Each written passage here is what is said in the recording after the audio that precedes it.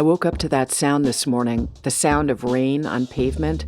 I've got a busy day, and I'm going to be going all over the city. But the rain won't bother me because I have my Clever Hood. Clever Hood's stylish rain gear provides full coverage, whether you're riding a bike, running for the bus, or just out for a stroll. Head over to cleverhood.com for a look at their Urbanaut capes and Urbanaut trenches.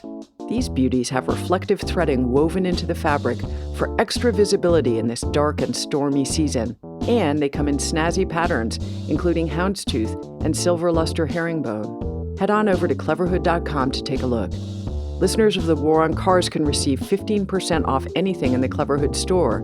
Just enter code CLEVERNEWYEAR at checkout. Again, that's cleverhood.com, coupon code CLEVERNEWYEAR. Get outside and have a great 2023 with Cleverhood.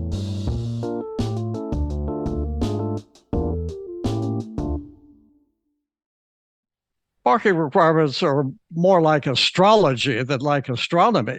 I mean, you might as well look at the signs of the zodiac to say how many parking spaces are required, but you have to do it. Everyone wants to park free, including you and me. This is The War on Cars. I'm Doug Gordon. Nearly every fight over how we use our streets comes down to one thing: parking.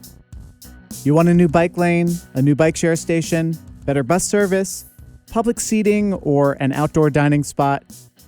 Be prepared to have lots and lots of fights about parking spaces. Beyond transportation and safe streets, parking also affects nearly every other aspect of our lives. Many North American cities have minimum parking requirements. Those are a set of, some might say, Byzantine laws that tell developers how many parking spaces they need to build per unit of housing, per square foot of office space, or for what type of business. You want to open a restaurant? Well, your city might have some law on the books where the number of tables you plan to have inside your establishment affects the number of parking spaces you need to have outside. These requirements affect everything. They make housing more expensive, forcing developers to build parking no matter the demand. They raise the price of goods and services. They exacerbate sprawl, making it nearly impossible to build neighborhoods and business districts that are accessible to anyone who doesn't drive. Plus, parking requirements make congestion and the climate crisis much, much worse. On the podcast, we like to say that cars ruin cities. And that's true in lots of ways. But it might be more accurate to say that parking, specifically parking requirements, ruin cities. Today, a movement is afoot to eliminate parking requirements. And that movement was spurred in part by the research of Professor Donald Shoup. Donald Shoup is the Distinguished Research Professor in the Department of Urban Planning at UCLA. His 2005 book, The High Cost of Free Parking, is an invaluable resource for anyone who wants to understand parking, its effects on traffic, land use, the economy, the environment, and it offers many solutions for how to win the political fight against parking requirements. But Professor Shoup isn't just an author and an academic. He has a really fun cult following, acolytes who call themselves Shoupistas, and who spread the gospel of the man known to them as Shoup Dogg. But we'll get to that later.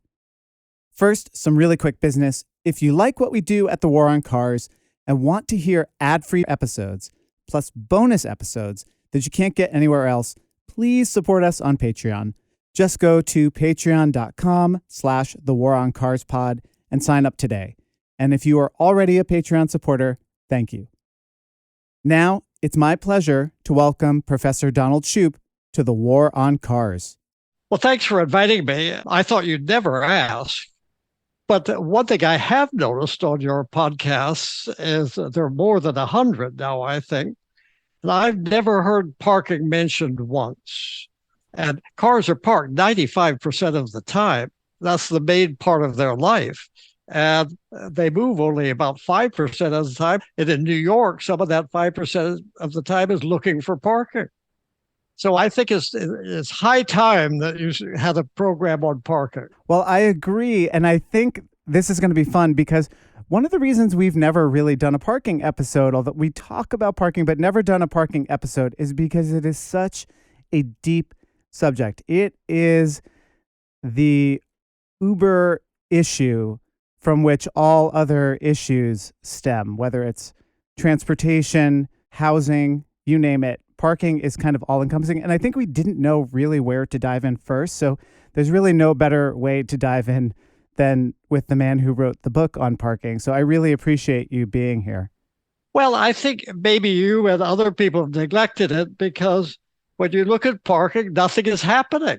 It just doesn't seem that there's anything there. But still waters run deep. And I think that parking is one of the deepest problems that we have in the United States and in the rest of the world. Sometimes when I've been on, not podcasts, but I think maybe live broadcasts, they feel they have to bring in somebody from the American Automobile Association. No. You'll find no such both sides storytelling here. And they always say, well, this is a war on cars. And they say removing off-street parking requirements is a war on cars. Like say removing a requirement that McDonald's has to offer free French fries would be a war on French fries.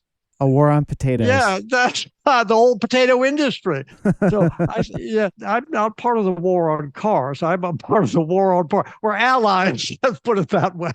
A subset of this podcast will be called the war on parking, and you will be one of the Not hosts. the war on parking, the war on parking. Subsidies. Exactly, yes. Yeah. Let's start with the stuff that has been happening on the parking front. In the last few years, and really in the last few months, a number of small and mid-sized U.S. cities have ended off-street minimum parking requirements for new construction. That's Lexington, Kentucky, Raleigh, North Carolina, Hartford, Connecticut. Buffalo did it a few years ago, Cambridge, Massachusetts, Minneapolis. Nashville eliminated minimum parking requirements in a sort of urban zone and then actually turned its minimum parking requirements into maximums. And then San Jose became the largest city in America to end parking requirements. And they didn't just end parking requirements, they now have minimum bicycle parking requirements. And then I know there's a bill that you were very involved with, Assembly Bill 2097 in California, which Governor Gavin Newsom signed. It eliminates parking requirements for new developments built within a half mile of a public transit stop. And that includes housing, that includes retail, offices, schools, basically anything close to transit. So why is that such a win in California, but also in a lot of these small and mid-sized cities? Well, it took a long time happening. When the high cost of free parking was published in 2005, I thought that the world would change the next month, that people would read it and say, he's right. The parking is causing so much of these problems, and parking requirements are a terrible idea, that they're an epic disaster. And then nothing happened. It takes a lot longer for things to happen than you thought it would. But then it starts happening faster than you thought it could. Nothing much happened for at least a decade. And then Buffalo was the first big city to remove its parking requirements. And they heard the usual reactions at the beginning, but some people thought, well, there'll be no place to park or everything will be built without parking.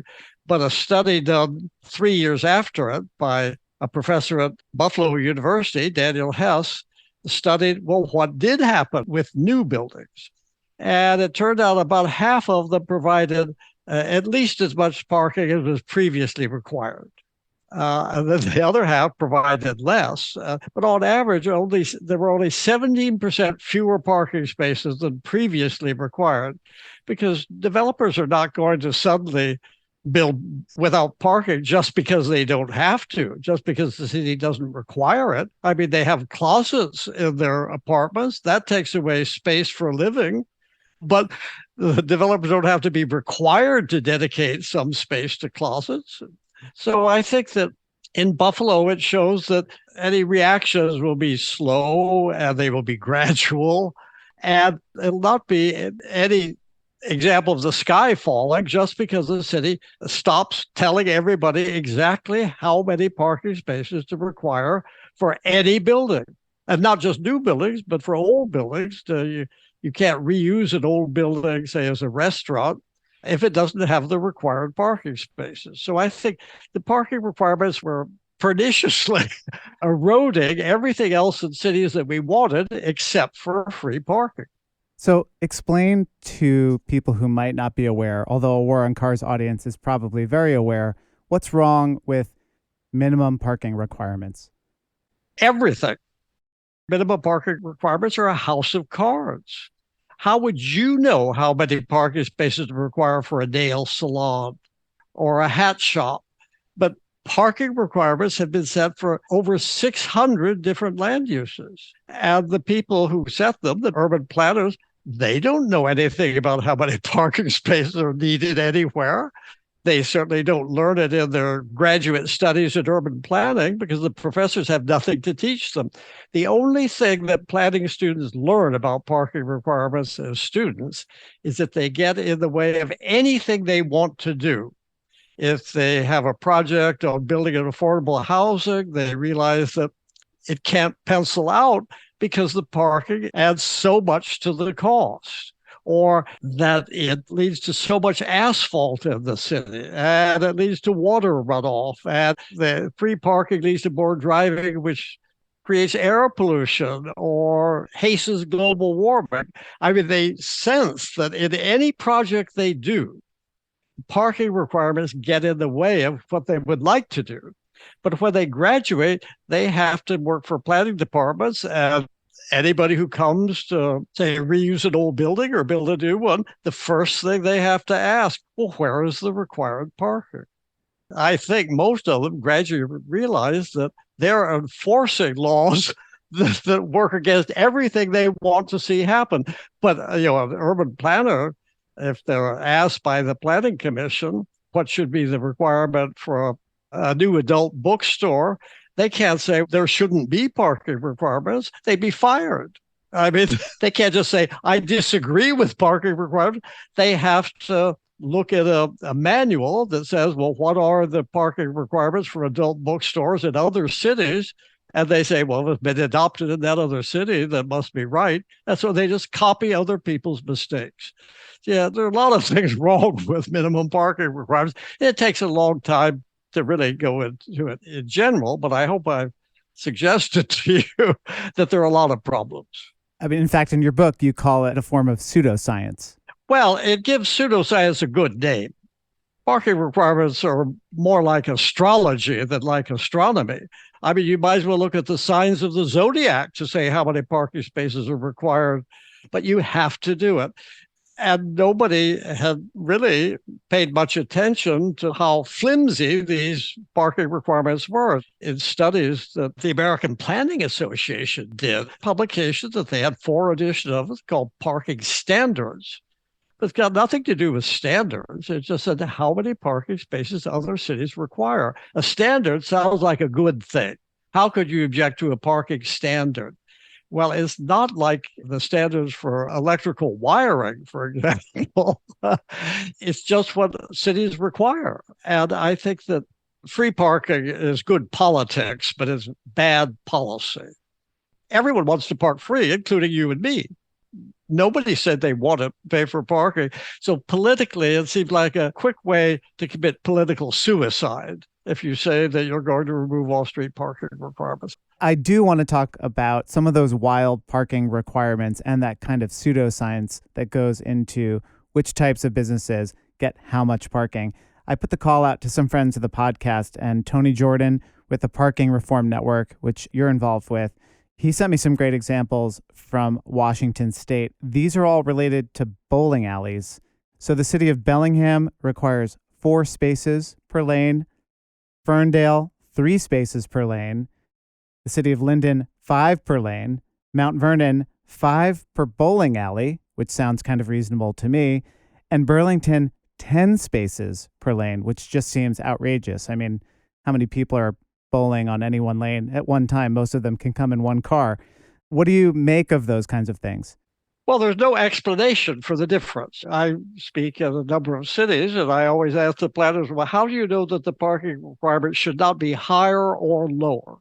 And none of them knows. In fact, that the parking requirements were set decades ago, and they were there since before they were born. But as an example of the lack of any foundation for parking requirements, consider the requirements for a concert hall in downtown. Say in Los Angeles, everybody's heard of Disney Hall. 7 years before they could even start the hall, they had to build the garage. 6 levels of underground parking with an escalator cascade up into the lobby. Most people who go to Disney Hall, they drive to the concert hall and they go into the garage and they go up to the lobby and they enjoy the concert and they go back down into the garage and leave. And they never set foot on a sidewalk. In San Francisco, the equivalent hall has no parking at all. Well, why is that? LA requires 50 times more parking spaces as a minimum than San Francisco allows as the maximum. So somebody's got to be wrong. And I don't think it was San Francisco, because when you come out after a concert in San Francisco, everybody is on the sidewalk, the bars are open, the bookstores are open, the flower shops are open. There are people everywhere. But in LA, if you stepped out onto the sidewalk, as I did by mistake once, there's nobody else there. Once my wife and I went to a concert at Disney Hall. We had dinner. We walked up maybe 6 blocks to Disney Hall, and it was terrific. But when we left to go back to our car, the streets were dark, and we were the only 2 people on the street. If you're in your 80s and you're walking down a dark street and you're the only one there, you don't feel safe, and you'll probably go right into the garage the next time you go to Disney Hall. And in fact, they're still servicing the debt on building that parking garage, correct? Like it can't make enough money, essentially. They have to have a minimum number of performances at the concert hall to make sure that they are servicing the payments on the construction of the garage. Is that correct? That's right. Walt Disney's daughter, Lillian, donated, I think, $50 million, and the city had to raise more money. And they were working very hard. The mayor worked on it, but they started building the garage first because they had the money. It took them 7 more years to get the rest of the money. So the garage sat there bleeding money. And then when they finished Disney Hall, to make sure that the garage could pay for its debt service, they required the LA Philharmonic to schedule at least something like 240 concerts a year. And so it wasn't that the parking was serving Disney Hall. Disney Hall was serving the parking garage. One of the things you talk about in your book is that traditionally planning for parking is a rather strange form of economics, which you call planning without prices. And you don't dispute that parking can be important. It's a necessary fixture of our transportation ecosystem. And you write in your book that parking can have enormous benefits in some cases, but you then note that it doesn't follow that what we need always is more parking and more free parking. So what is the optimal amount of parking, and how should prices be set? Well, that's like saying, what's the optimum number of oranges in the country or the number of avocados? Parking requirements are a huge exception from the way that we run the rest of the economy. You expect to pay for gasoline and tires and car insurance and repairs, and you have to pay for the car itself. Nobody has ever asked the question of how many cars are needed or anything like that. That it just happens that people are willing to pay for it. They'll get the cars. There are people who are willing to work for GM that will produce the cars. So we leave it to the market. But minimum parking requirements are a terrific exception. And I think we should pay attention to what that tells us, not just about transportation, but about everything. And if we ran the rest of the economy the way we run the parking requirements, everybody would join the Tea Party. If they told you what earphones you should wear during a podcast, that's none of their business. So what are the solutions here? Well, the Shoup dogma has 3 parts. The first one is for all on-street parking, for curb parking, if it's charged for, all the meter money has to go to pay for added public services on the metered block. so that people and businesses on that block will see that if they're parking meters, they get clean sidewalks, they get healthy street trees. Some cities give free transit passes to everybody who works on the block or lives on the block. So the people who live or have businesses on the block will see parking meters in a new way as a sort of a cash register. And if they think that there are services that they want and will not get unless they charge for parking, the charges for parking make sense. Now, if then you have these parking benefit districts, is what I call them, how much do you charge for parking? And the solution that dates back to the 1950s, when the Nobel Prize winner in economics said the price of parking should be the lowest price you can charge and still have one or two vacant spaces on every block. So wherever you go in your car and you arrive at your destination, there'll be an open curb space waiting for you. It won't be free, but it will be available. It will be like a Hollywood version of life in Manhattan, is that whenever you arrive at your destination, there's a parking space waiting for you. That nobody has to drive around for 20 minutes looking for a curb space. They pull into the space right where they're going. So if you get the price right for curb parking and spend the money on public revenues, then you could remove off-street parking requirements. Because why do you need parking requirements? There's always an open space at the curb. Parking requirements don't exist without a reason. If curb parking is free and a new building is built without a lot of parking, the curb spaces would be filled up. People say, you're creating a parking shortage. If this building doesn't have all the spaces we say it should, then the curb will be crowded. And if the curb is free, the off-street parking has to be free too.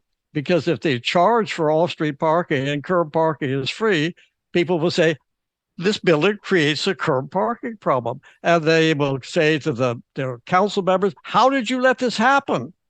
Or don't let this happen. NIMBYs have a point. If you build a new building without any parking and the curb parking is free, it will create a curb parking shortage. So I think that if you have a parking benefit district that spends any meter revenue on public services on the block, and if you charge the right price, then you could get rid of minimum parking requirements. The city will be better in many ways. All the war on cars people will think it's a good idea. But just think of all the other people who will think it'd be a good idea. For political purposes, the most important people are the residents or the business owners on the block. They're in favor of it, especially because many of the people who park at the curb are visitors, or Uber, or Lyft, or UPS. A lot of the people do not live on the block. Many of them don't even own a car. It's like Monty Python's idea for solving Britain's economic problems by taxing foreigners living abroad. To boost the British economy, I'd tax all foreigners living abroad.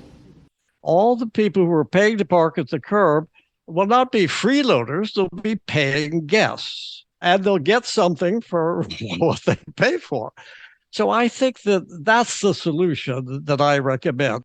If you compare that to what we have now, and I'll use Manhattan as an example, the current situation looks ridiculous. They had 4 episodes on Seinfeld about parking, but one of them was where George and Elaine were driving towards Jerry's apartment.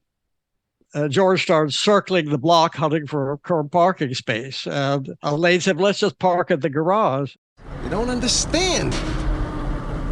Garage. Can't even pull in there. It's like going to a prostitute. Why should I pay when if I apply myself, maybe I could get it for free? Well, we're all trying to get it for free. And if everybody wants parking for free, you have to have some political reason to say, well, we'll remove these parking requirements. Now, the Upper West Side does not have parking requirements, which is one reason why its curb parking problem is so bad. There was one study by Transportation Alternatives. They found after, I think, 6 months of study that the amount of cruising around each block was equivalent to driving around the Earth. Wow. One block would produce that much and a ton of carbon emissions. Professor Shoup, I have a question for you on this, though. So let's say you did propose this on the Upper West Side or a neighborhood like it, where you said, okay, we have a free-for-all right now. The parking is free. There's high competition for these spots. We have way too many drivers circling for parking. And what we want to do now is we want to meter additional spots. We want to raise the meter price where it exists. And yes, we will put some of this money back into the local community. Every block will see that revenue in the form of maintained street trees, etc. What do you do then, though, when George Costanza shows up at the community board meeting and says, this has been free for me my entire life. I don't care about street trees. That's the political piece of this. How do you solve that? I'd let the money do the talking. So I did estimate how much revenue we generate. And for the block, I think it was between 74th and 75th and Amsterdam and Columbus. And it turned out that the parking revenue, by my estimate, would be about $1,000 per household per year to pay for added public services, that only a tiny share of the residents would pay anything. And all of these things like better sidewalks and healthier street trees benefit not only the huge majority who live on the block, but everybody else on the Upper West Side. What I'm saying is that the visible improvements on the block are what will create the political support for reform. You can't say it's going to slow global warming. That will influence nobody. Right. For one thing, the businesses are worried about going broke in the next month. And the residents will think, well, that's all over the world, and it'll be 50 years from now. And the cruising, and what do they know about the air pollution that it creates? Or the traffic crashes, or the pedestrian deaths, or the bicyclists who are killed by people driving, sometimes hunting for parking. So those things will not create political support for charging the right price for curb parking. What will create political support is to spend the revenue on the metered blocks so everybody will see, I'm getting this because the meters charge the fair market price, just the way we pay for gasoline and electricity and the shirts we buy and the shoes we wear. We're just treating parking like everything else is provided by the market, not by government decree. I want to take a little bit of a detour into sort of your status as a bit of a cult figure in the urban planning world. Your website is shoupdogg.com. You have Shoupistas, people who really follow your teaching and have learned a lot from your book and from everything else. You made an appearance on Adam Ruins Everything, hosted by Adam Conover, in animated form. Parking lots are deserts in the city. Who's this dude? This dude is Professor Donald Shoup, our foremost expert on the economics of parking. Oh, okay. Parking lots don't employ any people. They simply provide space for cars. We have expensive housing for people and free parking for cars. We have our priorities the wrong way around. And the worst part is, many cities require far too much parking, and this blights their downtowns. We're killing our own cities. It's a huge bummer. It is an honor to animate you, sir. Did you ever think when you were starting out in this area of research and study that your work would have this impact and you'd become this figure? What do you think of it today? Well, it's sort of like what the hippies used to call a natural high. It wasn't anything I expected. I just thought that the planning profession would reform. And I've had very little effect on the planning professors. Let me say that I had success because I'm the only person who was really looking at parking seriously. Universities emphasize how they're committed to equality, but the universities are very unequal, that everything is status oriented. There are chancellors and vice chancellors, and associate vice chancellors, and assistant vice chancellors, and all of these ranks determine where you park on campus. You know, that you can be sure that the top people get the best spaces and all of our freshmen don't get any. So I think that universities are very hierarchical, and also in what we study. You know, international affairs seem really important. National affairs are just as important. State level studies are a big step down. And local government is parochial, and what would be the lowest status thing you could study in local government? And that would be, I suppose, sewers and parking. So I was a bottom feeder for 15 or 20 years, and I had no competition. So I was moving very slowly, but I kept solidifying what I had been saying. And you're right that there was a cult, but a very small one, that I'm famous in a small circle. But in a big country, even a small number of people who get interested in it can have an effect. And Tony Jordan in the Parking Reform Network, he became a true believer, and he found a lot of others. And they now have a wonderful website, and you could look on the website and see all the cities that have removed their off-street parking requirements. And in some weeks, there 3 or 4 cities are announced as getting rid of parking requirements. So I think things are changing.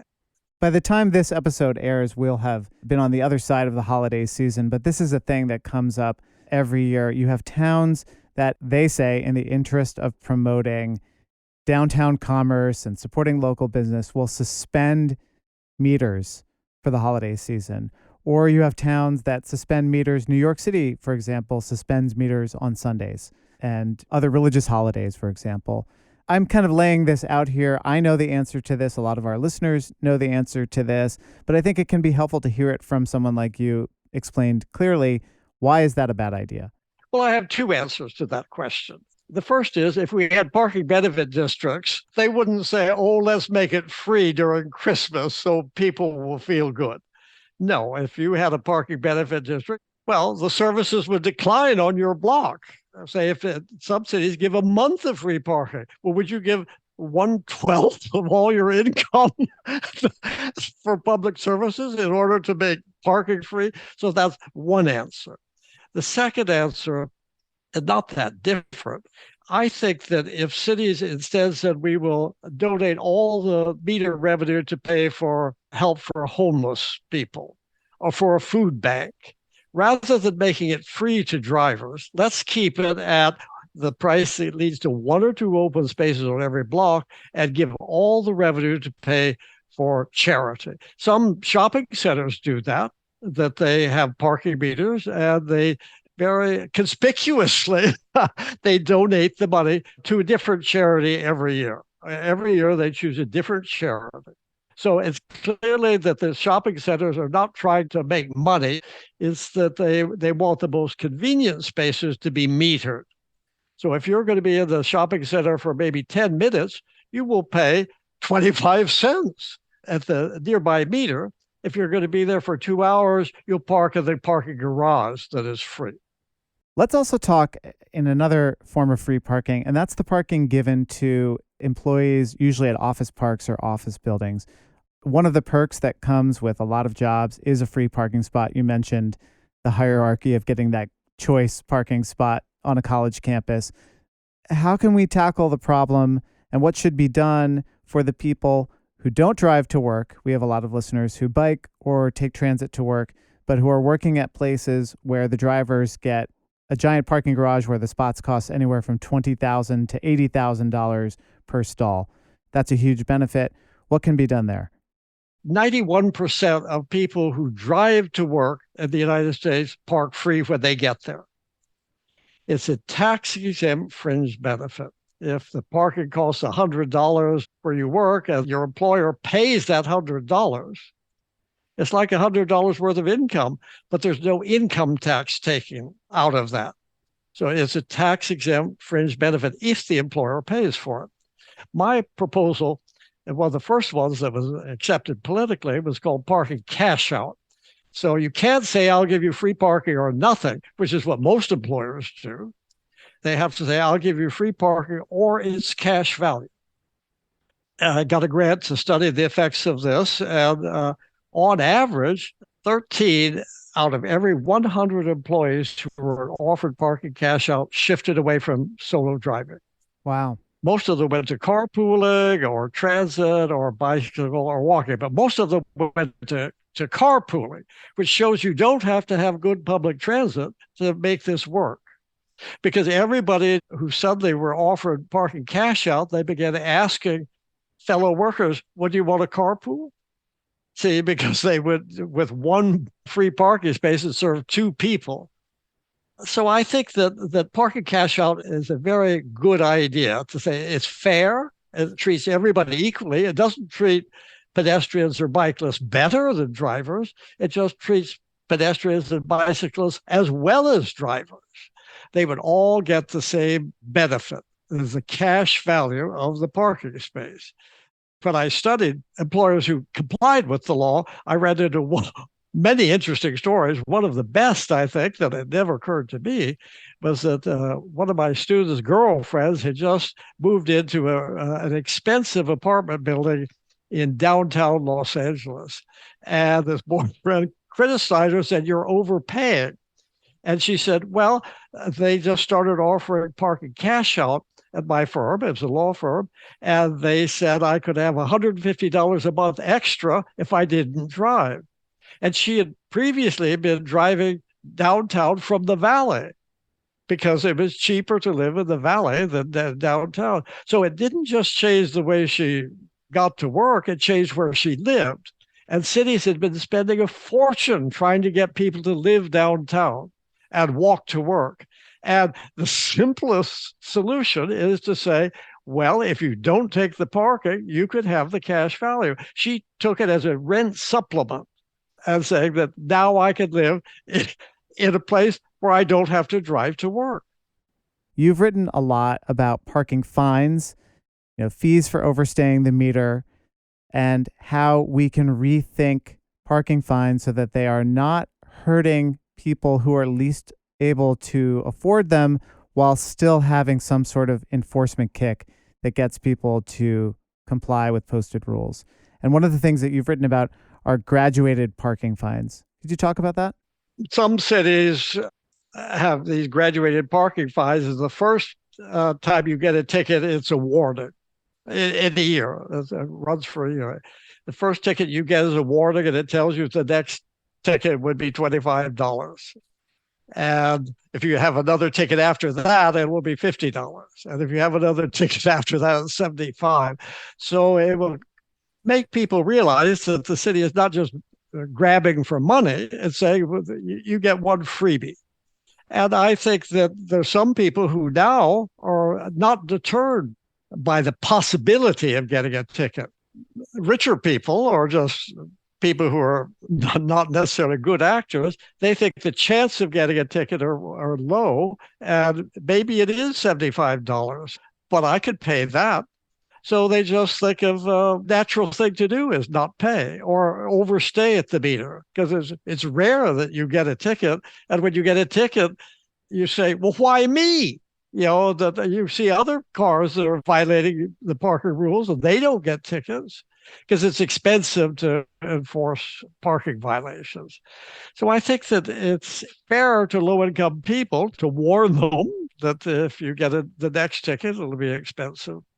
So I think it'll shift the cost of tickets from low-income drivers to high-income drivers. And as you said, it sort of reduces that gotcha feeling that a lot of drivers tend to fall back on when they get a ticket, even if they are clearly in violation of the posted rules. That's right. But I think that the more important thing is to reduce violations. Many people think that parking without paying is a victimless crime, but it means that if you park, somebody else couldn't park. If you overstayed the limit, you're hogging more time than you should. But I think there's a much better solution, and that is to have progressive parking prices. The first 15 minutes would be free. The next 15 minutes would be, well, it's $1 an hour after that. Then for the third hour, it keeps on going up. For the people who park for a long time, pay much more per hour. The price per hour increases the greater the number of hours you park. So I think that it's much fairer and that nobody overpays by putting in $2 at the meter and then leaving before your time is up. And nobody will get a ticket for parking too long because you're paying for parking as long as you're at the meter. And then as soon as you pull away, the charges cease. Now, We're used to doing that with cell phone payments for parking, but some of the new cars now have migrated into the dashboard. The dashboard is just as connected as your cell phone is, and that car knows where it is. It knows what the price of parking is, the price of curb parking. So you could just pull into the parking space and you touch the dashboard and say, am I beginning to pay for parking? And it begins automatically paying for parking and it charges your credit card for it. So there's no question of not paying. And then as you pull out, it ceases charging you. So I think it's like the sort of thing that we'll get used to, that there's certain things in cars that seemed amazing when they were doing, like automatic transmissions and power steering and cameras looking behind you. They seem like magical at first, but then you accept them as part of cars. And I think that if we begin having cars pay for their own parking without your doing anything, it would be like having an automatic transmission. Professor Shoup, how can a War on Cars listener who has heard this episode, who now might be fired up about this subject and hoping to end parking requirements, minimum parking requirements in their city, how can they get involved? What are some concrete steps that people can take? You want to join the Parking Reform Network. It's really for people who are trying to reform parking. And it connects you with a lot of other people who are like-minded and who have had success. And another thing is, if you're on Facebook, to join the Shoupista group. It's not about me, obviously, but it's about parking reforms. But you're kept up to date on what these parking reforms are, or ideas about parking, or publications on parking. There are a lot of op-eds about parking that, yes, write an op-ed if you can. I think, Doug, you ought to write an op-ed. Excellent. As one final question for you, I think it's probably a good way for us to end. This is a pretty dense subject. There are lots of ways to approach it. What is one thing you want people to take away from the discussion about parking? My message, I think, is very optimistic for cities. If cities do adopt these ideas, if they had parking benefit districts and the right price of curb parking and getting rid of parking requirements, I think the whole world will be better off. One of the best things about these parking reforms is they don't cost anything. And it's so easy. The legislation is so simple. Just a few words change minimums into maximums. They're very simple changes, and they will make the city a much better place. So yes, I'm an optimist. I don't know if I'll live to see all these benefits, but they're beginning to happen. Professor Shoup, thank you so much for joining the War on Cars. This was amazing.